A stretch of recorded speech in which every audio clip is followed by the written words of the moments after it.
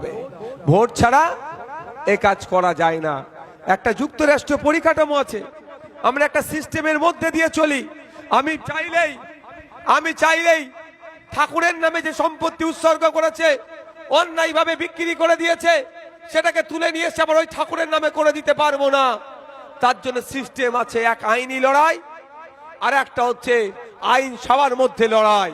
তাই আইনি লড়াই আমরা অনেক করছি, কিন্তু আইন সবার মধ্যে যেখানে আইন তৈরি হচ্ছে সেখানে আমরা পৌঁছাতে পারছি না। তাই যেখানে আইন তৈরি হচ্ছে সেই জায়গায় আমরা পৌঁছাবো। দলিত, আদিবাসী, হিন্দু, মুসলমানের বিরুদ্ধে যে আইন তৈরি হচ্ছে সেগুলোকে বন্ধ আমরা করব ঘরে পৌঁছে।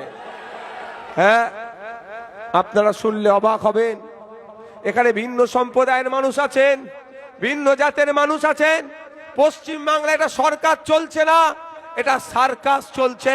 এই সার্কাসটা বন্ধ করে প্রকৃত অর্থে সরকার আমাদেরকে চালাতে হবে। তাই প্রকৃত অর্থে সরকার চালাতে গেলে 148টা সিটের প্রয়োজন। যে 148টা সিটের মধ্যে পাঁশকুড়া পশ্চিম একটা হবে, এ শপথ আমাদেরকে নিতে হবে।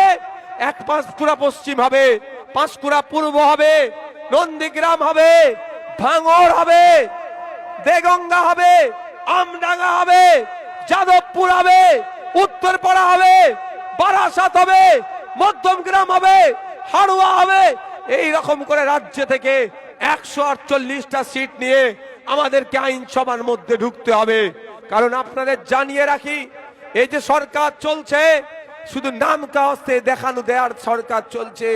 ঠিক হাতির দাঁতের মতো, একটা দাঁত দেখায়, যে দাঁত দিয়ে দেখাচ্ছে সেই দাঁত তারা খাওয়ার কাজে ব্যবহার করে না। তাই বন্ধুগণ, এ দলিতকে খুব ভালোবাসি বললেও আদিবাসীকে খুব